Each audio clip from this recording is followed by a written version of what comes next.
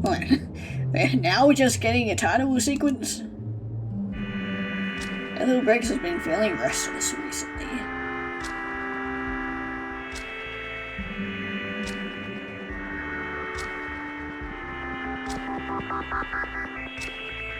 There's something strange in the village of Oxbury.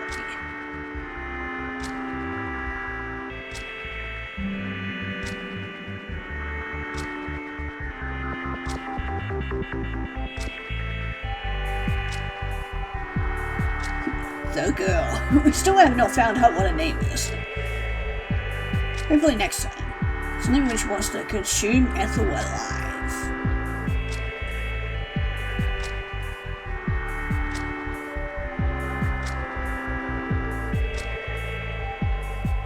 The days start to blur together. Ethel begins to wander.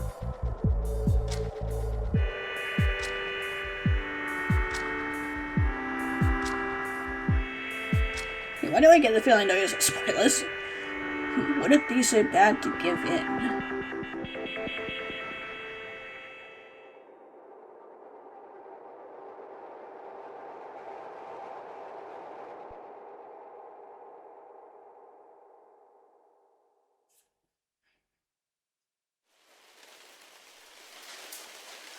Rain had let up somewhat when Ethel picked her way back home, but hadn't abated yet.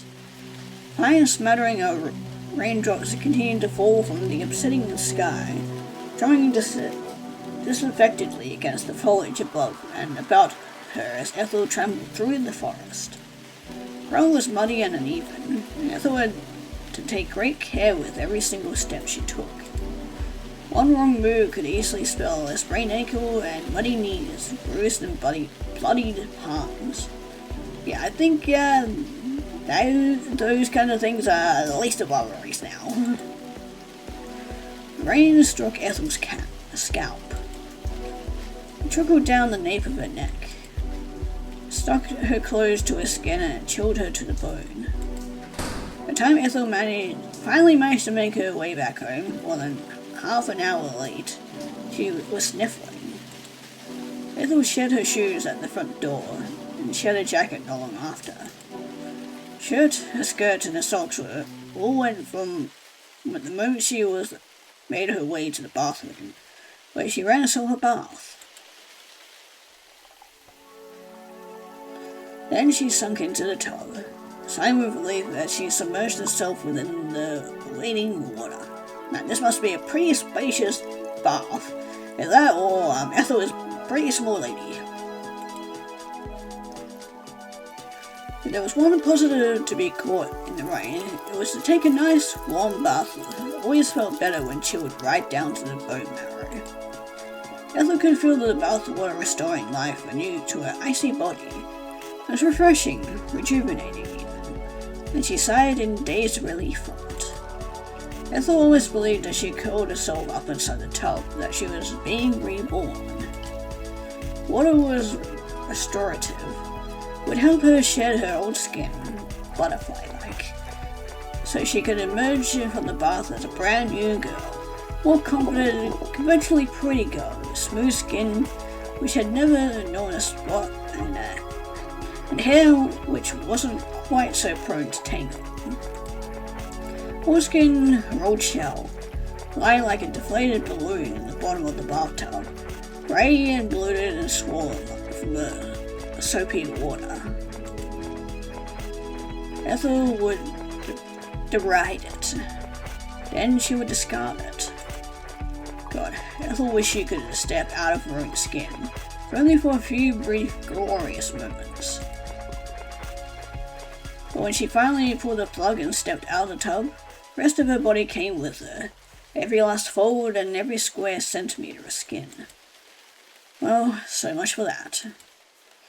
Ethel toweled her hair dry, pointedly looking away from her reflection as she did, and pulled on her pajamas.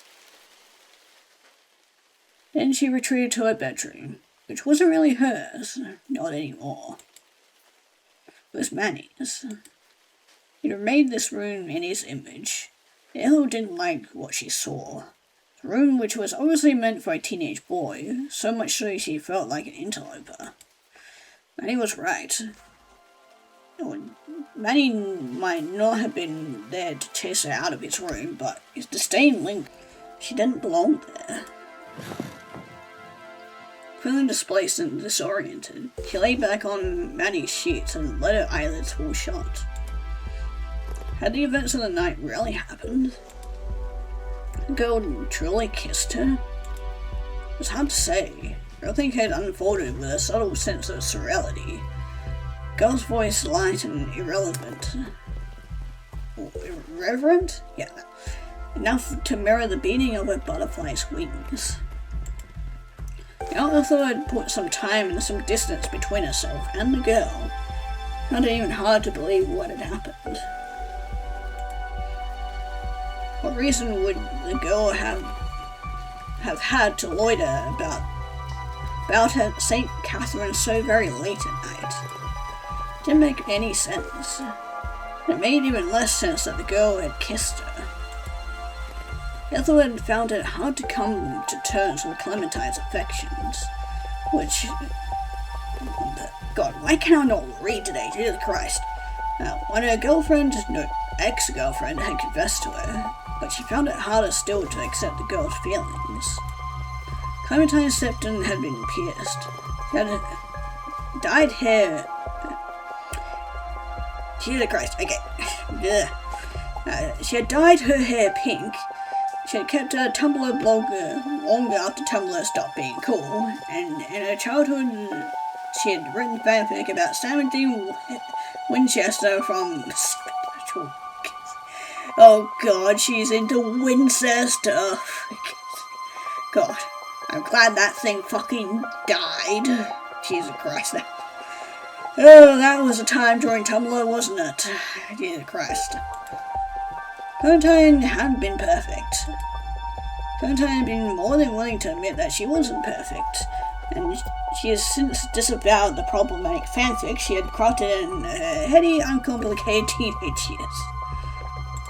Apparently she'd been too young and stupid to know not to make the two brothers make out for several hundred words, though she had sounded rather proud when she told Ethel that her immature and incestuous efforts had garnered a whopping 207 kudos in AO3. Well, I mean, that's still impressive, but the fact that there are people out there reading that kind of stuff is,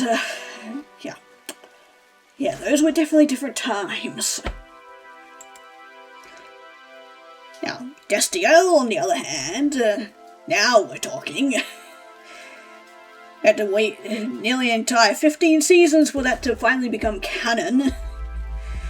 Anyway, there had been something reassuringly human in Clementine's flaws, and her dark roots which showed through her pale pink hair, gap in her front teeth, and the way she snorted when she laughed.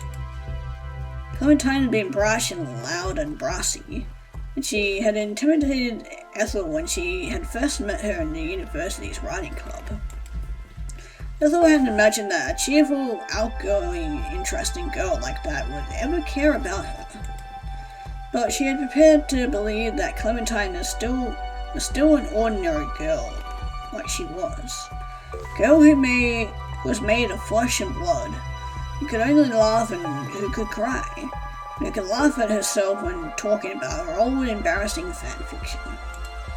The girl at the church, however, was different. She was so pretty, she seemed almost otherworldly. Maybe there's some merit to that. Was she really human? Maybe. Maybe not.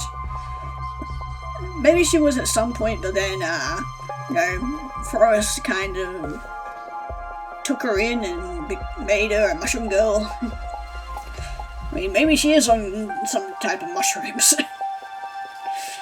Who knows? Ella couldn't imagine the girl at the church crying, couldn't imagine her blushing, and she definitely couldn't imagine her shipping Sam and Dean Winchester. God, I hope not. I think she's a different kind of, fucked up. Enough to actually, the murdering kind. Girl seemed removed from petty concerns like fandom drama. What interest did she even have anyway? How did she fill her free time beyond kissing complete strangers in churches late at night? Ethel tried to furnish a past for the girl, some sort of backstory, but kept coming up blank. Well, I guess tomorrow night we gotta go back and find out said backstory. On the awkward pieces of the old jigsaw puzzle, nothing quite seemed to fit. Girl was an enigma, just like the woman from the famous Byron poem that literature professor still talked of 2 centuries later. Walks in beauty like the night. Who was she though? Where was she going? What was she thinking? Perhaps she wasn't going anywhere or thinking anything. One who walked in beauty never managed to arrive at her destination. How could she, when she didn't have one? Beautiful people didn't need to do, they only needed to be. Ethel wasn't sure if the girl really was. She didn't feel real. None of that had felt real. Ethel, meanwhile, felt far too real for comfort. Her hair was still wet from her bath. She hadn't dried it thoroughly enough, and was soaking the sheets. It felt like there was a damp towel pressed against the nape of her neck, and it made her squirm. Not exactly comfortable, but she was too tired to get up and dry her hair again. Was too lazy to hunt for her mother's hair dryer. She would simply leave it be. Slowly as she lay there, sleep began to creep up on her. Clouded her senses, dulling them until her thoughts felt oddly hazy. Ethel could still hear the rain as it fell outdoors. It was very faint and indistinct, hardly audible. Soft pitter-patter of those scattered raindrops mingled with the sighing of the breeze, Ethel's own exhalations. Once again, Ethel thought of the strange girl and her strange kiss. It must have been over an hour since the girl had brought their lips together, but Ethel's body was still burning. Thoughts meanwhile continued to run into one another, all them blurring together into an incoherent, indistinct mess. Ethel saw Clementine in her mind, with her sweet smile and her fluffy pink hair, but she was beginning to skew, to twist, to split apart. Like a reflection viewed in a film of water's undulating surface, Ethel couldn't pin it down. One of Clementine's eyeball fell out of its socket. God, this is one hell of a dream. Mouth began to melt. She was starting to shift. I think she's more than just shifting. Seems like her entire body is like falling apart. Ethel wasn't picturing Clementine. Not anymore. It was the girl from the church instead. Ethel saw her vivid eyes. She saw her pale skin. Saw her legs so slender like a ballet dancer's. She thought of how those legs would swish back and forth like metronomes. And how they'd look wrapped around my head. The girl smiled at her. Then Ethel's consciousness failed her, and she fell asleep. Ethel's sleep was anything but restive, however. Her dreams, which were faint and half-formed, she was in the forest again, flanked on all sides by walls of dark, damp vegetation. Forest was pulsing around her like a living creature. It throbbed, and Ethel felt her own heart throbbing in tandem with it. She was running, bare soles sinking into the dirt, but she had no idea what she was running from, didn't know what was pursuing her. What was it that chased her in the dark, lurking amongst the trees? Ethel thought to turn her head, only to discover the identity of her shadowy assailant, but she couldn't afford to let her attention wander. Tripping and falling would spell disaster. Ethel continued to run, on and on, her heart hammering in her chest all the while. heart fluttering as she skirted trees, and her long shirt billowed about her. Turned this way and that, searching desperately for an escape. A part of her already knew that was too late. Shadowy pursuer was fast approaching. It was much quicker than she was. She could not hope to outrun it.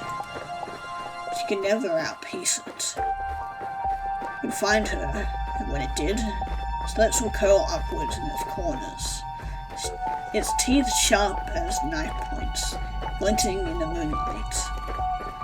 It would sink its fangs into her neck. Then it would tear out her throat. She would scream, of course, as she oozed red-black blood, and then... Suddenly, Ethel stumbled. Her right leg was snagged in the root of the tree and she fell. Tumbled forwards, arms flapping, eyes wide and afraid. But she didn't hit the ground.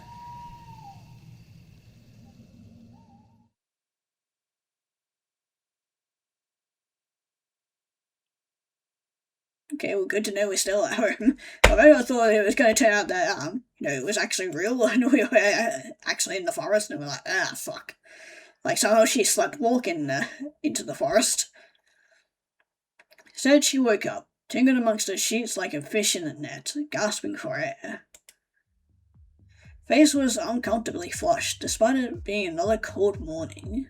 Her palms were slick with sweat.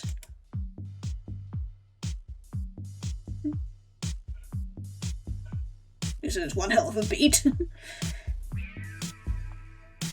There was an unpleasant taste in the back of her mouth, like mold or decay. Tongue felt oddly furry. Ew. Do we have mushrooms growing inside our mouth? Ew. God, I hope not. Yeah, that was somebody gave us a midnight snack. I should have gone to brush her teeth last night. I tried to cast her mind back, but she couldn't. Mine felt like it had been scrubbed clean. Thoughts of vague, hazy blur. Back of her head hurt. Limbs were aching as though she had been dashing through the woods in a desperate bid for life. But the remnants of her dream were fast beginning to fade, exposed to the daytime light, which was filtering in through the wood, in the windows. Ethel sat up, then pressed her palm against her forehead. Felt clammy. Was she getting sick? She hoped she hadn't caught a fever after wandering about in all that rain. Maybe that would explain the dream. Oh god, I just realized, if we someone were given mushrooms in our sleep, that would also explain our dream, because, we could have had the different kind of edible mushrooms, you know what I mean? She didn't want to prove Mr. Brown right. Not she supposed that it mattered all that much. Doubt that she'd be seeing him again. Especially if our new girlfriend gets jealous and, goes for, a snack of her own. Unless she only enjoys eating women and not men. Maybe she has a thing for dogs, though. Some cultures eat dogs. Ethel blinked, her eyelids heavy, and stared at the wall of the bedroom. Bedroom which had once been hers, but was no longer. Most of Ethel's old furniture remained. Bed was still her old one, so was the wardrobe beside it, but Manny had transformed it in her absence. Ethel's old books and her journals and her little collection of ceramic fairies had all been thrown out, placed with trophies from Manny's various football matches and his favourite sports manga. Next to Ethel's old swivel chair, salvaged from a friend of Jude's who meant to throw it away, was still there. Ethel's ancient PC, however, had been chucked, placed with a brand new model, a translucent case which lit up like a display of pyrotechnics. Ethel could see traces of her old life in this room, but they were few and far between. Times had changed and they moved past her. Didn't belong here. Was no longer wanted. Had she ever been? Ethel sniffed. All was blurred, and she had to wipe her eyes furiously with the back of her arm. What was wrong with her? What's wrong with you? Sharply she scolded herself. Stop thinking too much. You'll never get anything done like that. Ethel pressed the heel of her palm against her eye so hard that her vision blurred. Then she forced herself to stand, threw aside the covers of her bed, and set about her day. Not that there was much of the day left. It's already 1 o'clock in the afternoon. How could she have slept for such a long time? At university, she got into the habit of waking up early in the morning, at 8 a.m., if not sooner, for her lectures. She'd been letting things slide at her parents, maybe because she got into the holiday spirit. She didn't have any lectures to attend, so there was no real reason for her to get up with the rising sun. Didn't have anything to do, nor anywhere to go, full stop. Well, I mean, she does kinda now. The thought was depressing, though, as with the realization that she had only about 3 hours of sunlight left to her. Days were so short lately, nights so long. It was cold, too. Ethel shivered as she changed out of her pajamas and into her casual clothes. Same sweater she'd worn last night and the same shapeless shirt, which she had left to dry on the radiator. I was about to say, I hope they dry, because we got pretty soaked last night. Not the good kind of soak. Didn't care enough about her appearance to roddle about in a suitcase or any other clothes. And maybe the others didn't want to draw any other clothes, you know. Everything hung up inside the wardrobe now belonged to Manny. Once she had tied her hair into plaits, she then set about her day. She went to work on her thesis. She would work on her thesis, but first she had to have some breakfast. Or lunch, given how late it was. Ethel made herself a cheese toastie in the kitchen. You can never go wrong with a cheese toastie. Using a toastie press that her father always forgot to clean, so crumbs kept getting stuck in it. Ew. I know my dad does that as well, it's so gross. Especially when they put it away and then I go to take it out, it's filled with like burnt melted cheese and bits of bread, it's so gross. Ethel made sure to check the press for muddy crumbs very, very carefully before she stuck her cheese sandwich between it. Ethel ate her toastie and sniffed at a cup of peppermint tea she made herself. This was enough to satisfy her appetite. All of a sudden she felt ravenous. Is our dear friend giving her the same appetite she has? I mean, we did kind of, have a bit of a taste of her last night. We did have a taste of her last night, didn't we? Bit off more than we can chew, hey? Because, I guess the girl is part mushroom, right? That's probably why we had the taste of mushroom in our mouth. We got a little bit too tonguesy last night. Aha. I figured out where the mushroom taste came from. It only took me this long. But she made another toastie with ham this time. Bright pink like sunburnt skin. She ate that in silence too. The second cup of peppermint tea. Ethel even thought, after the ham and cheese toastie, she could go for a third, but it was here that she stopped herself. Well, wasn't much bread left, or much cheese. She didn't fancy trekking to the corner shop.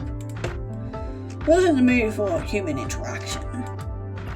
Ethel washed the toastie press in the sink, only to stop herself from daydreaming about the third toastie, and set it on the rack to dry, alongside the butter knife and her plate. This task accomplished, she brewed a third cup of tea. There's still plenty of tea bags at least. Then took her mug to the living room. She would work on her thesis later. She still had time. First she wanted to see what was on the TV. Nothing wrong with that, was there? You need to relax. Ethel flipped through the channels, but nothing caught her fancy. They're mostly showing old Christmas movies, Santa Claus and the like. It's been a long time since I watched that movie, but yeah, the first one was pretty good. It was appropriate, Ethel supposed, given the season, but she wasn't in the mood to watch any Hollywood actors wearing fat suits, ho-ho-hoing. For want of anything else to do, Ethel wound up rifling through the DVD shelf. Manny might have thrown away her old wind chimes and her fairy figurines, but her DVDs were still here. Box sets of Buffy and the Vampire Diaries and Doctor Who. Okay, I like your taste. Definitely a big Buffy and Doctor Who fan. Vampire Diaries I couldn't really get into. I think I watched the first couple of seasons, but honestly I don't remember much of any of it. Too much drama for me. Speaking of Buffy, man, that makes me sad now, because we just recently lost Anthony Head, so... that makes me sad now, because he was a good actor. That also makes me sad about Doctor Who, because it just got cancelled too. I mean, I guess not cancel yet, but yeah. Man, it is very sad times. After some deliberation, Ethel settled on Supernatural. It's back again. She's seen the series through multiple times, but the adventures of the Winchester brothers always cheer her up. Long as it's not fan fiction adventures, like Clementine's fanfics. Series was old and it was definitely corny, but that was where all of the appeal was. It was fun, and that was something Ethel's life severely lacked. Ethel watched 5 episodes of the first season of Supernatural, then made a start on the 6th.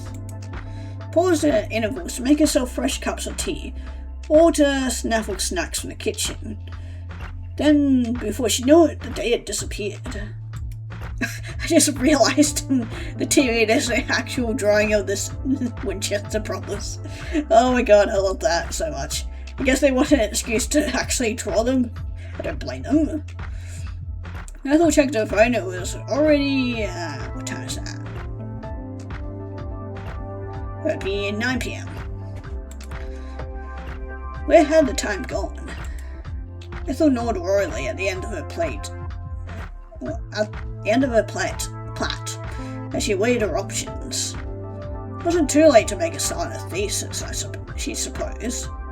She wasn't tired despite it being pitch black outside, largely because she had woken up so late herself. She could still make some progress if she applied herself. She just had to focus, and she could. Ethel's thoughts were interrupted, however, by a ringing in the kitchen. It was the rarely used landline. Somebody was calling her, but who and why? Was it a bit too late to receive any calls? Ethel hoped stupidly that it was Clementine calling at long last to check up on her. She soon dismissed this thought, however, as a fleeting fantasy. Clementine hadn't spoken to her in over a fortnight. Ethel couldn't see any reason why she wouldn't do so now, nor she hadn't bothered to call during Christmas or on New Year's. Nothing special about that date. It wasn't anyone's birthday. Besides, if Clementine had wanted to call her, she would have called Ethel's ancient Samsung. Ethel's mobile had been silent all day, however. The day before that, and the day before that. It wasn't as though Ethel had no friends, even if her social pool had dwindled significantly after she'd broken up with Clementine. None of them had wanted to check up on her, however. Wouldn't be a friend, then who was calling? It was far more likely to be her parents. The phone kept ringing, the sound shrill and unpleasant as if it echoed inside Ethel's skull, and she winced. Alright, I'm coming. Ethel got to her feet and shuffled her unenthusiastic way into the kitchen. Then she remembered the phone, bulky, boxy thing, on its cradle and held it to her ear. Hello, this is... Oh, hello there, honey. I'm glad I finally got through to you. Took a minute. I was worried I was having trouble with the connection. I texted you a couple of times, but you didn't reply. Trying to wonder about you, all alone in that house. How have you been? Are you hanging in there? Everything okay, isn't it? Ethel took a step back, noted by the unindulgent words from the other end of the line. Wasn't sure how to answer this. How has she been hanging in there, metaphorically speaking? She was still alive, at least, but she didn't necessarily feel it. The sleep schedule had been so short, she still felt half awake. Maybe that should have been half asleep. But a pause and then, I'm fine, I guess. That's great, Effie. I'm glad things are going well. What time is it over there? It's 8 here, we've only just woken up. We'll be on our way down to Brecky soon. That was very Lauren. She had a way of infantilizing her own speech, breaking down words like one might when talking to a baby, regardless of whom she was interacting with. Ethel did wonder sometimes when she was feeling especially cynical. This was a habit Lauren had picked up from TikTok, and tends to make her videos suitably inoffensive and toothless. Lauren had always been like this, long before becoming a micro-influencer. It embarrassed Ethel plenty during her school parents' evenings when Lauren would, without any trace of irony, ask whether her then teenage daughter had been a good girlie who had been up to no mischief. I'm waiting for Manny. You know how he is like in the morning. He is awful for it. Oh yeah, I know. Ethel knew this too well. She had been on the receiving end of Manny's sour stares more times than she could count over the last couple of years when she had been come back from her parents from university. Manny had been sweet enough when he'd been a child. Ethel could still remember the way he clung to her, begging her to play with him. But he had undergone a drastic transformation once puberty hit him. His skin hadn't turned green, but he not sprouted any antennae, but he had become surly, so much so. Ethel sometimes wondered whether her parents should have called him Moody instead. Manny had also become something of a night owl. It was uncommon for him to stay up until the early hours gaming. He would commandeer Rowan's laptop when Ethel was at home. He could no longer access his fancy PC. He said it was too old to run his favorite games properly, and it stuttered and lagged. He parted from his gaming PC always put Manny in a bad mood. When he lost a match on Rowan's laptop, cries of disappointment would filter through the thin walls of the house. Looked like Manny was up to his old tricks even in Australia, but maybe the jet lag could be a contributing factor to his inability to wake up. Well, whatever the case, Ethel didn't begrudge her mother for having to wake him. Although now that she thought about it, the task of waking Manny up had probably fallen upon Jude's capable shoulders instead. They were a lot bigger than Lauren's. It was almost 9 here. Ethel said in response to her mother's earlier question, plain which, though Ethel could not see it, she was sure made her mother blink. In the morning, dear? No, in the evening. Pitch black outside. Australia is 11 hours ahead of the UK, remember? Oh yeah, 11 hours. You always sit on top of things, Effie. You're such a smarty pants. I don't think so. Oh, but you are. Don't be so hard on yourself. You need to learn how to take a compliment. Now, how's that thing that you've been working on? Thing? Yes, you know, the thing. The thing for uni, what's it called again? Referring to my thesis? Yeah, that's right, your thesis. How's it going, baby girl? Well, I would hope you didn't miss out on coming to lovely Australia after all for it. Oh, everything's alright, I guess. That's great, honey. I'm glad to hear it. Your mother's rooting for you. You've got this.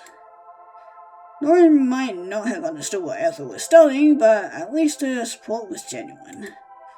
Ethel knew that her mother really was rooting for her, regardless of what happened. They were about as different as it was possible for mother and daughter to be, but Lauren's love for her daughter was sincere. Ethel was quite fortunate, really, to have a pair of parents who did care about her so much, even if they didn't understand her. She appreciated everything her parents had done for her. But that only made her feel worse for fudging the truth. Why couldn't she be more honest? Well, I'll leave you to it then, my little genius. Study hard, but not too hard. You know what they say, all work and no play makes Effie a dull girl. Go and have fun if you can. But not that there'd be much to do around Oxbury. I'll admit, still, you could always get a car, maybe go for a drive to Munson. Well, I've definitely been having fun. I may or may not have met another girl, so there's that. I can't drive, Mum. I didn't pass my test.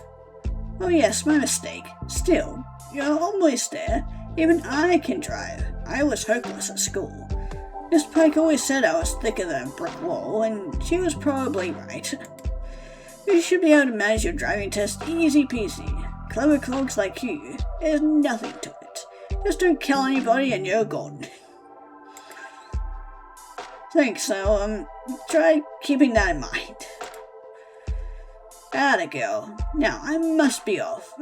It looks like Judges finally managed to get Manny out of bed, and about time too. He was sleeping like the dead. I'll speak to you later, Effie. Have a nice rest of your night. Not that there's much of the night left. Ta-ra now. Yes, goodbye. As I click on the other end of the line, then there was nothing. Lauren had gone. She had left her sad, serious daughter who had sequestered away into their too small home in the grey and desolate Oxbury, and returned to the sea and the surf of exotic Australia. Well, the sea and surf would come later, probably. First, Lauren and the others would be going down to the dining room, where they could eat their fill of fried sausages and fried mushrooms and baked beans. Ethel frowned. Ella ate just as much as she did, if not even more, but she was as skinny as a post. Ethel, meanwhile, couldn't look at a full English fry without gaining weight. That could be so unfair. Speaking of food, Ethel could hear her stomach rumbling. Maybe it was time to root through the fridge again. Some luck she should be able to find something worth eating. Ethel commenced her search and soon rewarded with some spores which looked promising. The back of the fridge, covered with taut layer of cling film, was a shallow baking tray full of her mother's cherry pie. Lauren was the best cook, which tended to wing things, and her culinary creations always ended up overcooked or underdone as a result. But she was a surprisingly decent baker. Lauren's grandmother, Ethel's great-grandmother, whose name she had inherited, had taught Lauren the arcane art when she was younger, and Lauren had always been close to her granny. Lauren had taken her granny's recipe to heart. She practiced and perfected them for birthday parties, village birthdays, and charity sales. To her, brownies and blondies and chocolate chip cookies became the talk of all the mothers at Oxbury Primary. Lauren had stopped baking quite so much once Manny had grown up, but she still likes to dabble from time to time. That was where this cherry pie, sitting on the bottommost shelf of the fridge, had come from. Lauren had been anxious the night before her flight. She's afraid of heights and terrified of planes. That is quite the combination. And hadn't been able to sleep. Not knowing what else to do with herself, she had gone downstairs at 2 in the morning wearing her favourite pink nightgown, which made her look a bit like a stuck-up poodle from Oliver and Company. I know exactly which one you're talking about. I mean, there was only one poodle in that. There was one poodle in that movie, but yeah. Man, that is a movie that I have not seen in years. Man, makes me want to go rewatch it now. Anyway, and she began to bake. When Ethel herself had awoken later, much later at 1 in the afternoon, parents and her brothers had already left for Luton Airport. They had awoken her to wish her goodbye, though perhaps they hadn't needed to. She had said goodbye the night before, and in any case, Lauren had left her daughter a note. Ray left for the airport, love, she had written. Loopy, cursive, or her spelling wasn't the best, but her handwriting was a workabout. Picked out in patchy blue biro. So don't worry about us or wonder where we are. We're sure we'll be fine. Couldn't sleep last night, so I made some cherry pie. Cooling in the fridge right now. Have as much of it as you want. If you don't, it'll go to waste. Love you, Effie. See you later. Stay safe. That was one of the things Ethel liked about her mother. Might not have seen eye to eye on a lot of things, but Lauren wasn't exactly stingy with her affection. Ethel allowed herself a small bite as she took the cherry pie from the fridge. It had been a few days since her parents had left for Australia, and she had been grazing on the pie in their absence. It wasn't as good as it had been. The crust had lost some of its crunch, and the cherries inside their contradictory sweet sharpness. But it was more than edible. There was only one slice left, and Ethel meant to make short work of it. She set the remaining slice of cherry pie on an old IKEA plate, which she then shoved inside the microwave. Let the pie rotate in the microwave for a couple of minutes before drawing it out. The center of the pie had created, and the bright red cherry filling looked almost garnish.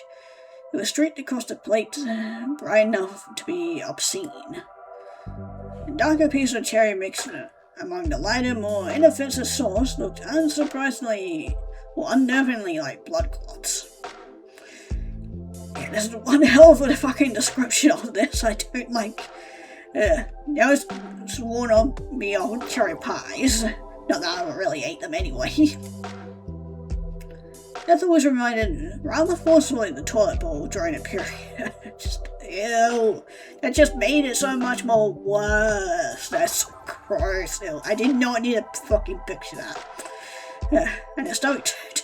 Yeah, so is mine. No longer feel hungry. Maybe she wasn't as hungry as she'd thought. A few moments she considered scrapping the cherry pie into the bin, but she discounted the idea. Didn't want to throw away her mother's hard work. Ethel took the cherry pie to the kitchen table and then sat down.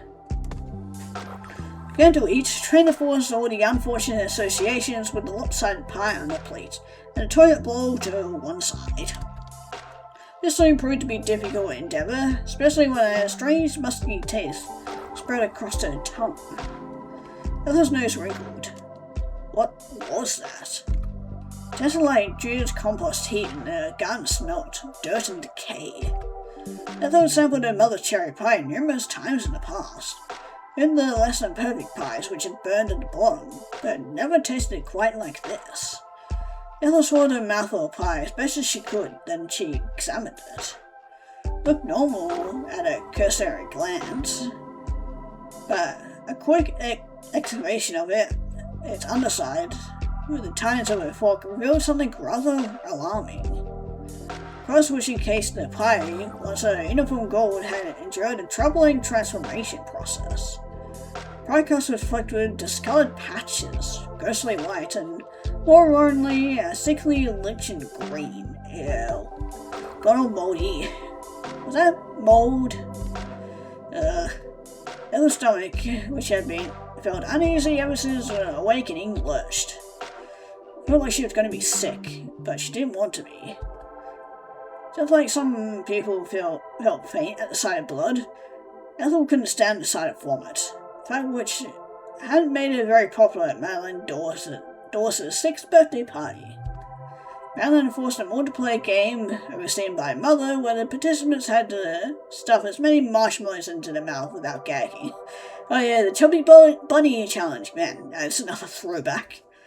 One girl, Naomi, had managed a whole whopping 21 marshmallows before her gag reflexes had kicked in. Had thrown up a whole pasty pink, semi-thick sludge which had oozed, not trickled down her chin and into her frock. Ew. Naomi's vomit had smelled awfully acidic, but it had been sickeningly, cloyingly sweet at the same token. Vomit semi-solid and full of pillowy pastel chunks of marshmallow. It had been the smell of it, more than the sight of it, which had turned Ethel's stomach. Innards had twisted like kneaded dough. Then in symphony, there we go, for Naomi, she had also vomited. This had triggered a chain reaction. By the end of Madeline's party, 4 children emptied their contents of their stomachs all over Mrs. Dawes' newly installed Siberian white carpet. Yeah, well, it's going to be Siberian pink carpet now.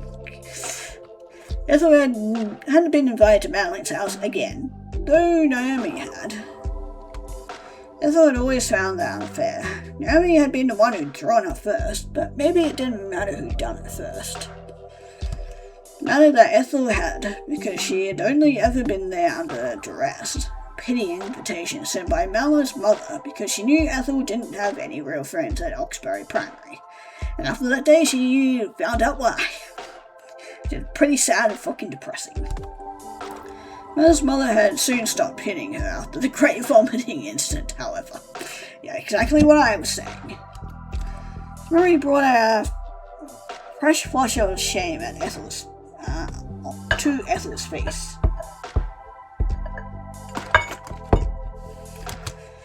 She swallowed the bile which was rising in her throat, thick and fast, and pushed the moldy cherry pie to one side. Then she leaned back in the chair, pressing her hands to her cheeks, trying to force herself to breathe. What was she supposed to do with the rest of her time? She supposed she could always play the violin, but the thought didn't fill her with that much excitement. Couldn't see the point in playing if it didn't make her happy. That was where the problem lay. Nothing had been making Ethel happy as of late. When she thought about what she wanted to do, all she could do was avoid blank and empty. Ethel continued to sit there, nape of her neck pressed up uncomfortably against the back of her chair, cheeks sticky from cherry pie.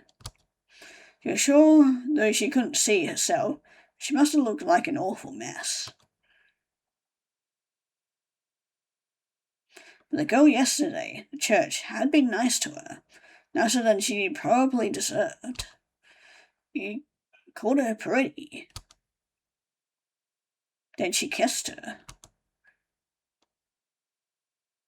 The thought of this kiss surfaced to the forefront of Ethel's mind. Then she flushed.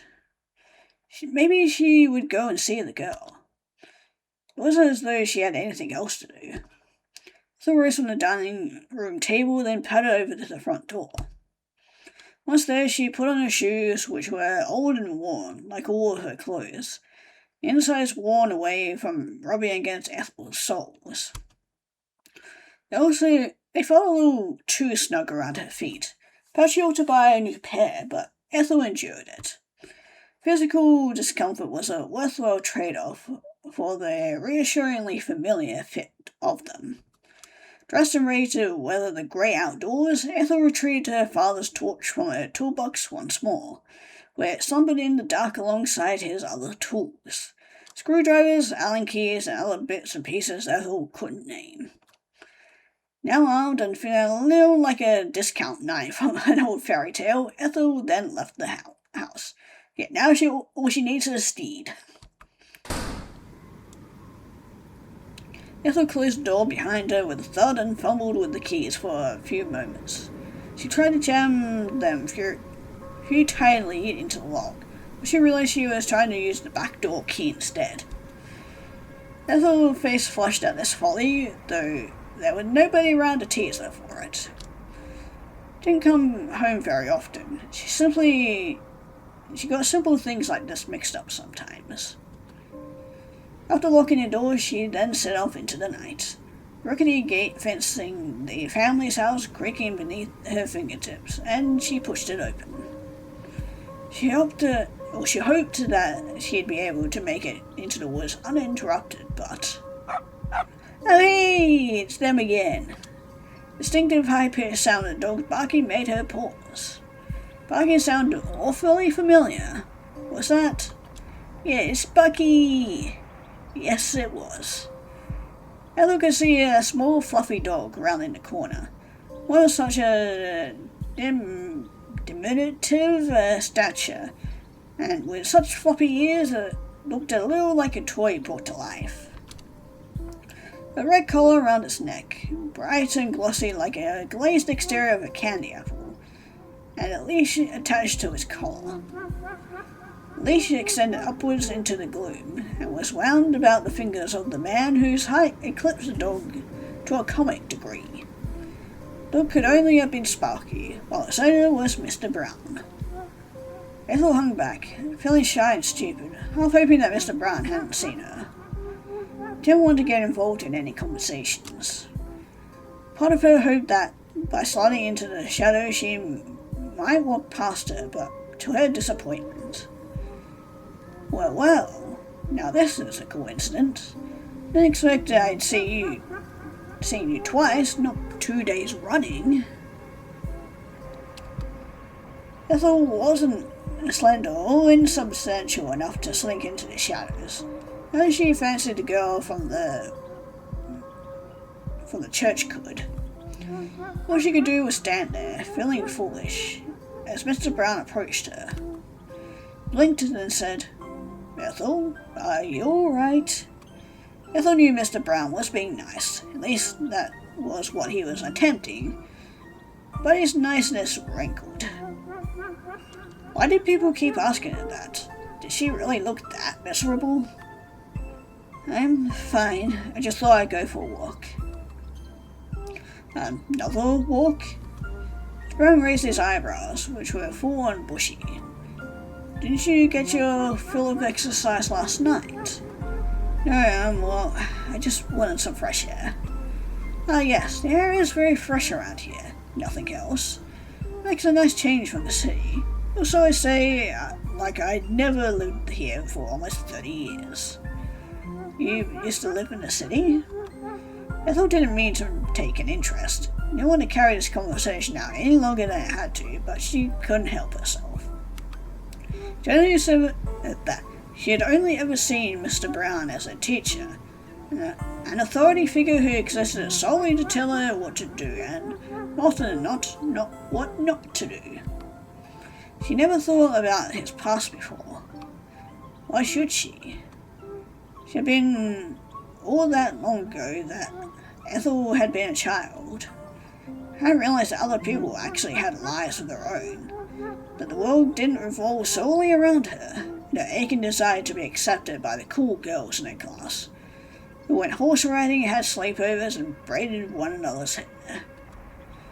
"Oh, aye." Mr. Brown answered casually with a small smile. "I live in Glasgow. I was born there, born and bred. Can hear it in my accent. It comes out from time to time, but that's not here nor there. You do look very pale, Ethel. You aren't coming down with something, are you?" Ethel thought back on the cherry pie she had eaten, which had been flecked with mold and her stomach churned. Didn't think that could have done her health many favours, but surely that hadn't been enough to make her seriously sick. She should put it from her mind. "I'm fine, I just wanted to stretch my legs, like I said." "So you did." Wife was like that. He's a very outdoorsy person. You're always going off on little jaunts out into the countryside and on hikes. The brown voice trailed away and he shook his head. Hope you didn't get caught up in all that awful rain yesterday, at least. I got a bit damp, but I was fine. More than just a bit damp. It wasn't just my body, it was my lips. You didn't catch my drift. Were you able to get home back home in time? Not quite. I had to take Sheldon to church. It let up after that. That's just as well. Glad you didn't get too drenched. Worse, that you fell and broke something. I was worrying about that, actually. Is that a bit of foreshadowing? You were worrying about me? Well, of course I was. So it was awful late to go on a walk. And it started coming down so hard too. Afraid you might have gotten yourself hurt a wee lass like yourself. Ethel knew Mr. Brown meant well, but she had to start a snort in her face at this last remark. She was a lass, yes, but there was nothing particularly wee about her. She was a lot older than she had been, and gotten taller, though Mr. Brown was still taller than she was. Thank you, but I'm not hurt, so you don't need to worry.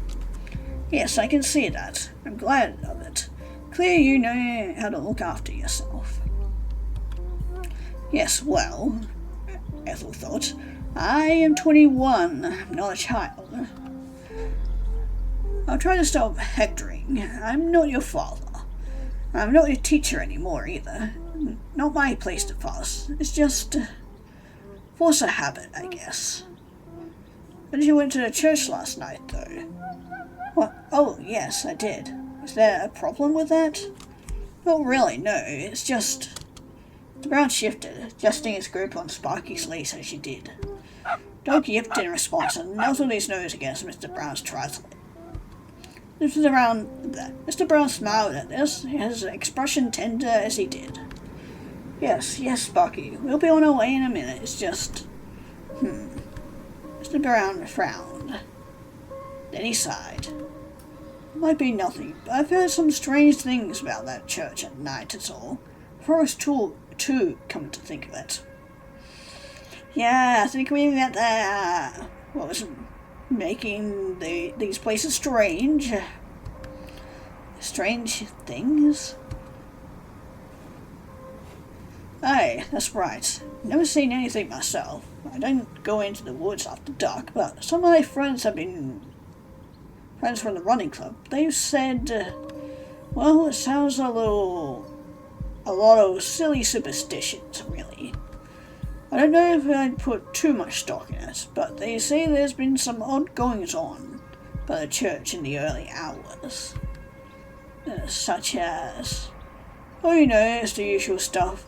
They said they heard noises, suppose strange whispers and the like. I was skeptical myself. Thought it must have been down to some small animals, rabbits or the like, but they were rather insistent that something's going on in that forest. Can't say I've ever heard anything out of the ordinary myself, but like I said, I don't go down there at night. Seems like a trip to the emergency room waiting to happen. What with how uneven the ground is, especially during the winter. Not safe, but not because of any bugbears or ghouls or goblins, what have you. But there is that Delaney girl. Well, of course, how could Ethel forget about her? She never met the girl, yet she hung out around Oxbury like a ghost. It was impossible to ignore her. It had been much the same with Chloe, what's her name, had gone missing more than a decade prior. But Ethel had been in primary school then.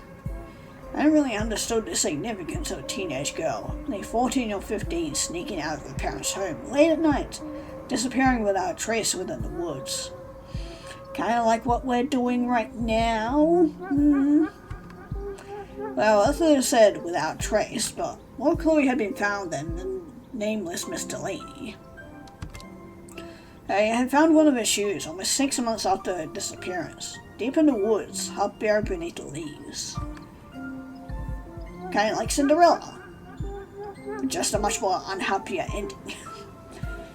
If you keep a good head on your shoulders, I'm sure you'll be fine. Not too old for me to tell you what to do, but do be careful. I'd hate to have to explain to your parents when they get back that what you're doing in the hospital with a broken leg, or worse.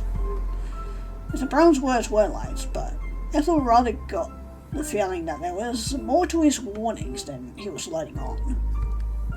Tony seemed a bit too irreverent in a manner which wasn't at all like his usual staid, serious style of speech. Did Mr. Brown set more store on ghouls and goblins than he wanted Ethel to think? Cold wind blew, disturbing Ethel's braids. Temperature was low enough that it made Ethel's fingers tense like claws, buried though they were in her pockets. Teeth meanwhile were chattering, but this wasn't necessarily from the cold. Maybe there was something ominous about the woods. Ethel thought she had felt it herself, the uneasy feeling of invisible eyes trained upon her. But that was all her imagination, right?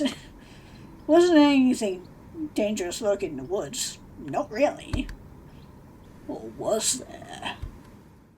Who knows? Maybe we already met that something.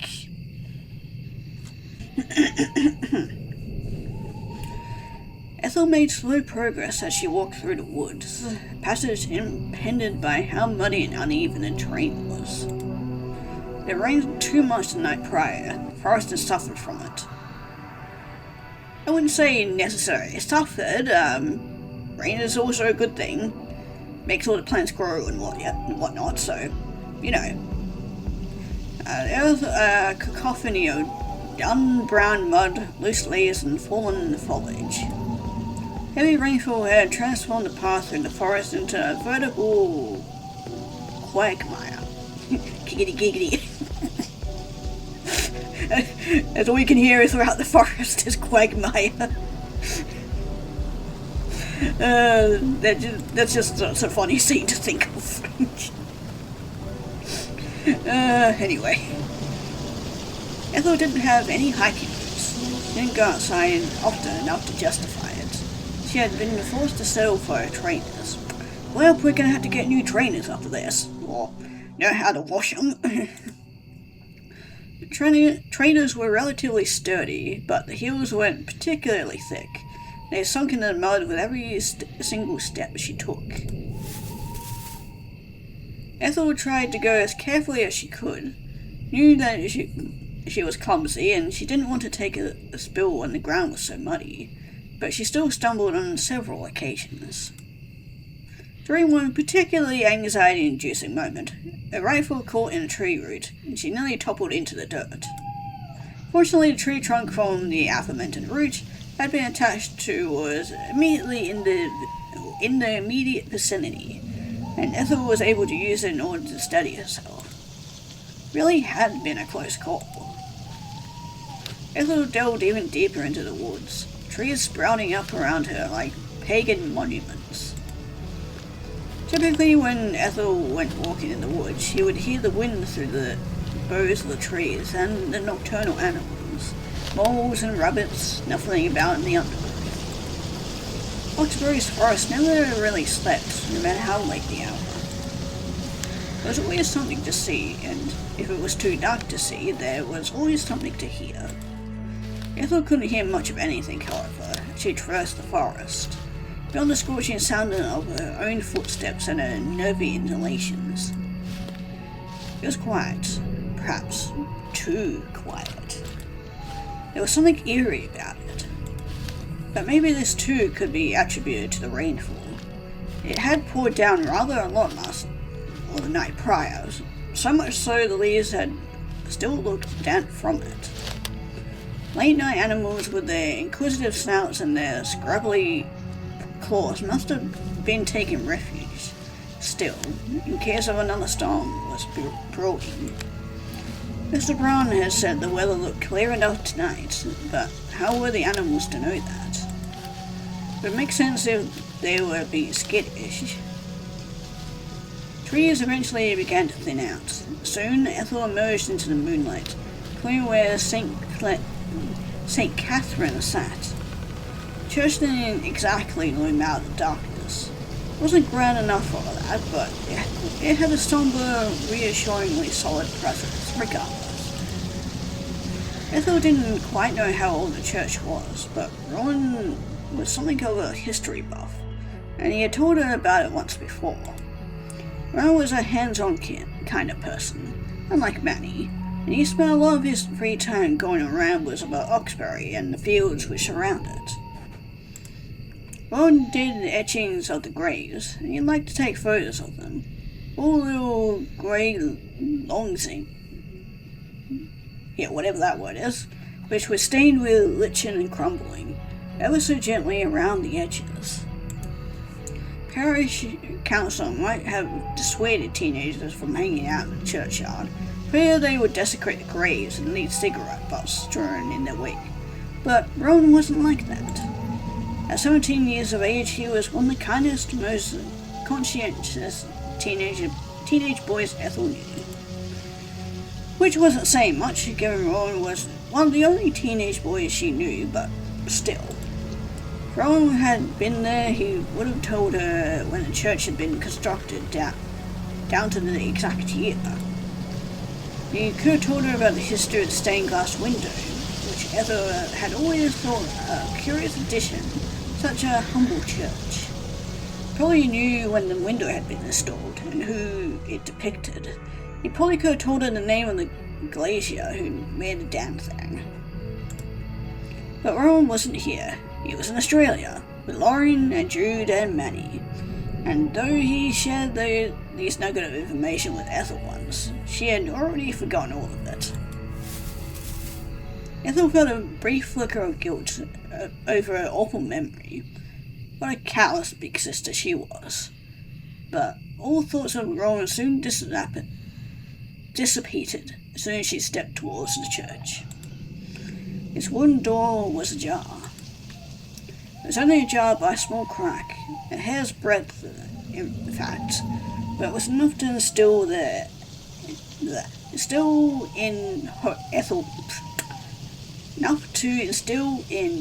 Ethel hope anew. Right. Maybe the girl really was there.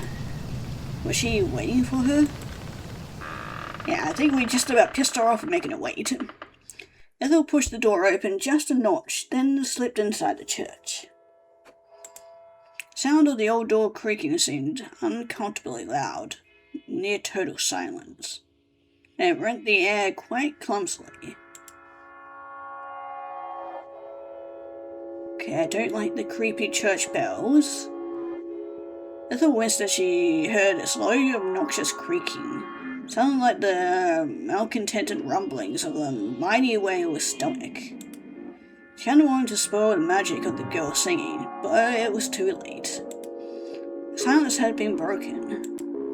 Ethel knew that the girl would soon turn her head, and she did. The girl turned, her dark hair fluttering, half melted into the darkness, as though her head were made of shadows. Took a step forward, her skirt swishing, and said, "Ethel, I was wondering if I'd see you again. I was getting so bored and lonely waiting for you." "You were?" "Of course I was. I asked if you could see me again, didn't I?" "Oh yes, so you did." It was true enough that the girl had asked this during their last meeting, but Ethel hadn't really believed in it. She hadn't thought that the girl cared. Why would she? She was beautiful, while Ethel was... You hear that old church feels a lot more homey. Now then. The girl took a seat on one of the pews and patted the empty space beside her. "Would you sit down? There's an awful lot I'd like to ask you. I only managed to scrape the surface last time." "You're still an enigma to me. I could call you Miss Mystery." "I think I could say the same about you. I still don't know your name." "All in good time. First, I want to ask about you. What's your story?" story? Ethel frowned. I don't think I really have one. Oh, don't be silly. Everybody has a story. You hardly grew out of the ground, did you? Like a turnip. Well, what if I did? Well, no. Then you must have a story to share. Parents, grandparents, maybe some siblings. Hey, didn't you say you had a couple of brothers? I do, yeah. Manny and Rowan. They're both younger than me. And, what are they like? Manny is... Well... Ethel paused. How could she put this tactfully? It's hard to talk about her feelings about Manny while trying to maintain a veneer of politeness, but Manny himself wasn't a very polite person. Manny was practically glued to his PC, been banned from numerous lobbies for using words he really shouldn't have, and he swore and swaggered around the house as though he owned the place. Padded about the kitchen barefoot, sometimes shirtless. He talked with his mouth full at the breakfast table, and the only person he ever listened to was Jude. Manny thought everybody also was uncool. Ethel in particular, because she was shy and awkward, and she had an awful acting in last year of secondary school, and because she played the violin. He's a typical teenager. Does that mean he's a pain in the neck? He can be. What about your other brother? Rowan's lovely. Not like Manny at all. Very quiet, actually. Mostly keeps to himself. Mother's been a bit worried about him, as it happens. Yeah? Yeah, she thinks he's been bullied at school. Maybe, but if he is, he'd never tell. He doesn't like to talk about it. Maybe he's afraid Manny will make fun of him. Thought he was more worried that Mum would make a fuss. But maybe. Teenage boys can be like that. They have a lot of pride, especially the quiet ones. Some of the boys I had to deal with at school were such wankers. Girl scoffed dismissively and then said, "So, what about your parents? Didn't you say yesterday you weren't all that close?" It's complicated. Mum means well, but I know she wants me to be happy, but I don't think she understands what would really make me happy. And I don't think she understands me either. Doesn't she try? She does. She paid for my violin lessons, though she doesn't see the point in classical music. Says it's boring, and she was supportive when I said I wanted to study English Lit. She didn't try to make me change my mind, not like some people's parents would have. Didn't tell me I should study something useful instead, like mathematics or medicine or, I don't know, physics. But she didn't seem to really get it either. Take it your mum doesn't read a lot then? She doesn't read at all, unless you count women's magazines. I thought I was just constipated, but then I gave birth in the toilet bowl. Those sorts of magazines? Ethel nodded. Can they still make magazines like that? Got the desperate times call for desperate measures, am I right? My mother and I are very alike. I gathered. Doesn't sound like the sensitive sort. Not like you. Do you think I'm sensitive? Is the impression I'm getting, yeah. I mean, you're stuck around to listen to me singing. Sounds like your mother would have told me to shut up. That was giving her a headache. I don't think she would have said that. My mother isn't cruel. But Lauren could be blunt. Lauren made many careless remarks about Ethel's appearance before. Quips to the tune of, "God, you're going to go out dressed like that, are you?" Ethel knew that Lauren didn't mean any ill by it. Probably just trying to show an interest in her only daughter, but sometimes the way her mother looked at her hurt. Lauren was nice to Ethel because Ethel was her daughter, but Ethel knew that if her mother had been one of her peers, or Shania or Imogen or Morgan back in school, she would have teased her relentlessly. Lauren with her peroxide blonde hair and her French manicured nails, and probably made any number of frumpy, unfashionable girls cry when she'd been a student. Lauren might never have been a conscious effort to upset her only daughter, but definitely made Ethel cry on more than one occasion. Cruel or not, it doesn't sound like she takes much of an interest in you. We just like different things. It happens.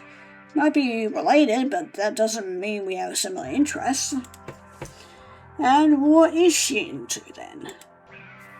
Love Island and TikTok, mostly. Love Island? It's a reality TV show. It's awful. Contestants are all horrid. I think that's why my mother likes it so much. Tried watching it with her, but it felt like gulping at animals in a zoo. Yeah, most reality TV shows are like that. Lord Gladiator is an Olympic Coliseum for one another's blood. Right, so your mum's hopeless. And your dad? He's your typical dad, I guess. Meaning, he likes football and Formula One, and his favourite band is Iron Maiden. He does woodworking and DIY, and he can play the guitar too. Oh, so he's a creative then. In a way, he was in a couple of local bands when he was younger, but they never went anywhere. Don't think he resents it though, he was just having fun. Dad asked me once before why I bothered practicing the violin so much, but it was obvious I'd never get anywhere with it. He didn't. He did. Said if I had not been able to get anywhere with his band, there's no way I'd be able to make it. I mean, he was playing punk and I'm doing classical, so... Shouldn't have said that, whether he was right or not. It was uncalled for. Some people like to perform for their own sake. Don't need to be popular to make your pursuits worthwhile. That's what I said. And Dad said it was a good thing I got something out of the hideous screeching my violin made, 'cause he sure as hell didn't. Wow, sounds like he is an arsehole. He's just insensitive. He isn't that bad, really.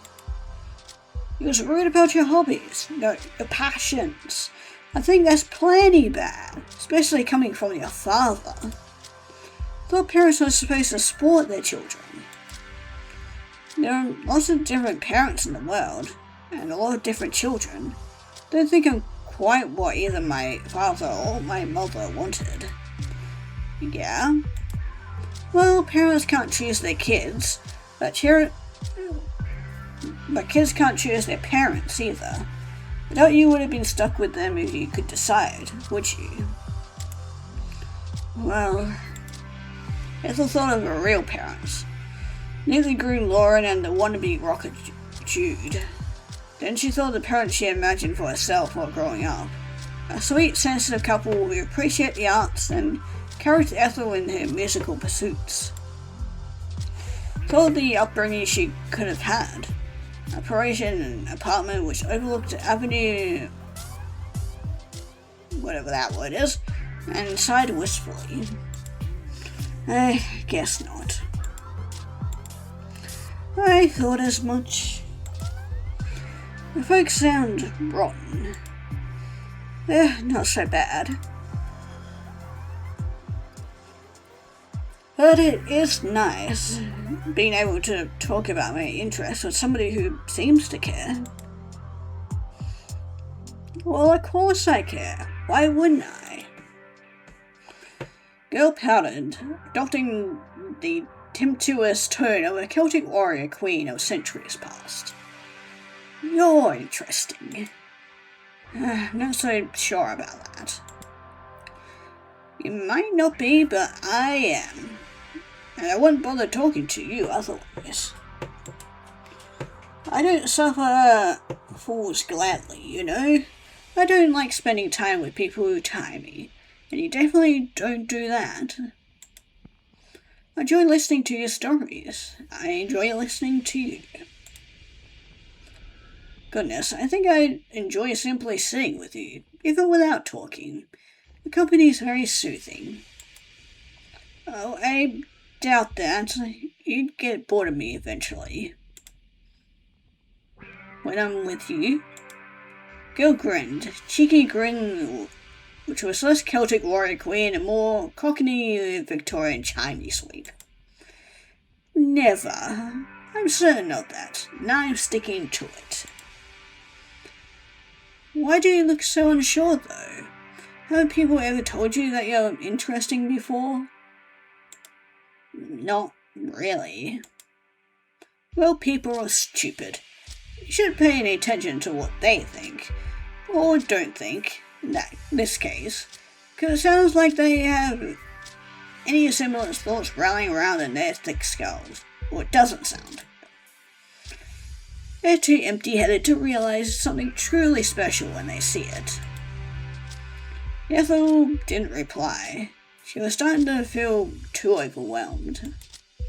Gil's words were so forceful, Ethel felt oddly breathless in their wake, stunned into silence. Ethel had never before been given any cause to think she was anything special. In fact, it was quite the opposite, but you're too nice. That's your problem. You have a hard time standing up to people. When they ignore you, or overlook you, or underestimate you, you're all over and accept it. Don't want to cause a fuss, so you agree with all the negative things people say about you, even things that are blatantly false. You're so afraid of causing any offense, don't know how to properly live your own life. But I think that makes you special too, in a sense. It means you're very kind. You're a lot kinder than I am. I'd never let anybody assault me like that. We're back into our hands again. I let myself be claimed, whatever that means. Gil leant in as she spoke, cupping both of Ethel's cheeks with her hands. Gil's skin might have been cold, almost inhumanly so, but the words which poured from her lips were so warm they made Ethel's body tingle. It was a dark, cold night, but she was beginning to blush. Ethel couldn't help but be self-conscious about this. Shania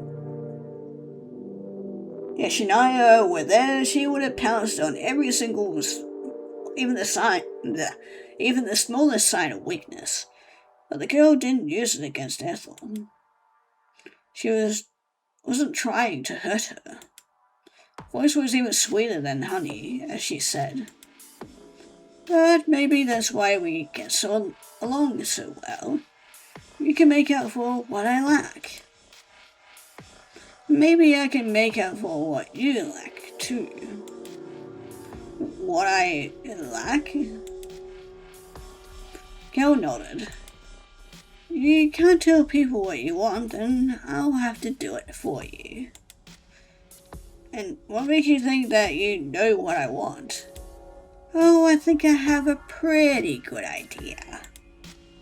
You might be bad at being honest with your true feelings, verbally at least, but they show up regardless, all over your pretty little face. Pretty? Yes, that's right. I think you're very pretty. And you're really easy to read too. So obvious what's going inside of that dome of yours. Gil leaned in even closer, tip of her nose brushing against Ethel's. She inhaled. Then she said, her voice newly playful, and I think that's very cute. If you're going to act like this, then you don't leave me with much choice. I simply have to kiss you. Ghost shifted closer to Ethel as she spoke. Fingers still displayed against Ethel's cheeks, effectively fixating her head in one place.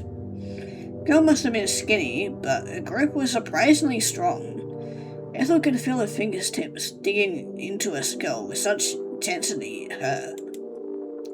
Ethel trembled, her eyes a little too large. The girl brought their lips closer. She exhaled, and when she did, Ethel felt the girl's breath ghost against her cheek. But maybe it was just Ethel's imagination, but for a few moments, Ethel thought she could smell something suddenly off the girl's breath. Something almost old about the air was brushed against Ethel's cheeks. Phage indeed had a smell. Put Ethel in minds of an old person's home, the same one she was her great uncle had been sequestered away in, which his health had begun to deteriorate and he could no longer shuffle around his bungalow without stumbling over his own slippered feet. I'm wondering, when she's, this is just a theory, but wondering when she's, stealing these kisses away from me. Is she, stealing the life out of me and stuff? Kind of like a Dementor's kiss. When they suck this victim's soul out, instead she's sucking away my age. That's why she's able to stay so young, type of thing. Who knows? Ethel had only visited her great-uncle a handful of times in the old person's home, despite her mother's frequent invitations that she tag along. She hadn't liked it. All those old men and women had upset Ethel. Faces wrinkled and their loosened fingers gripping the armrests for the chairs, skin shrunk down to the bone. Everything in the old person's home had been brown: the floors, the wall, and the chairs. Though it had been scrubbed clean from top to bottom with Lysol, there had been pervasive stench which cut beneath the clinical cleanness. It had smelled unpleasantly rank, like mildew. It reeked of rapidly impending death, possible with starch. And the girl's breath was just like that. There was a perplexing wrongness to it, which made Ethel's skin prickle. All of a sudden, Ethel wanted to pull away. But the girl's mouth was upon her, lips wet and warm and yielding, and this didn't smell wrong. Girl's tongue was inoffensive, as it slid between Ethel's parted lips, as was the saliva which coated it. Okay, so we are having a bit of tongue action, so yeah, that definitely explains why we had the whole fungus thing going on inside it. Yeah, fungus taste and whatnot going inside our mouths. Ethel couldn't find any reason to squirm away from her. If anything, she would rather squirm against her, so she did.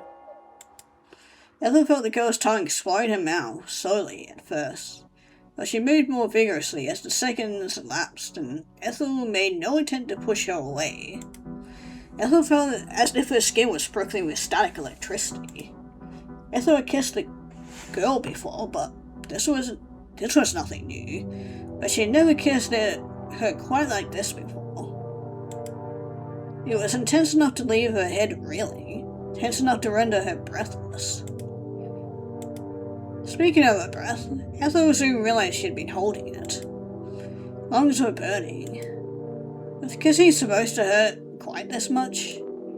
Ethel had never been kissed quite this intensely before, not by Clementine. Makeup sessions were now beginning to seem almost demure, even when they had escalated to rubbing hands beneath shirts, moving hands between thighs. Girls had yet to take hands from Ethel's face. Her kisses were unlike anything Ethel had ever known before. They were intense and driving, so much so it was scary. Yeah, I think we should have a reason to be scared. Do you hear putting some weird fungus thing into my body, which is making me not want to eat shit, and maybe have the mushrooms eat me from the inside out, or, taking away my life, so she can stay young and then whatnot, so. But it was exciting too. Ethel's blood was beginning to fizz inside her veins like cream soda. The head, meanwhile, felt light. But lungs were still burning. This was no good. She had to get some air in her. Otherwise, Ethel was afraid she would asphyxiate, drowning in her own pleasure like a rat on a vat of soup. Ethel drew back from the kiss, her face dulled bright red with intense, almost angry blush, which looked like a sunburn. Chest was rising and falling from the effort of trying to inhale enough air. It was which felt strangely light and sparse, as it might at the heady peak of towering mountain. Ethel's lips were damp from the girl's kiss. Her heart was hammering from the intensity of them. It was a cool night, but her palms felt uncomfortably sweaty.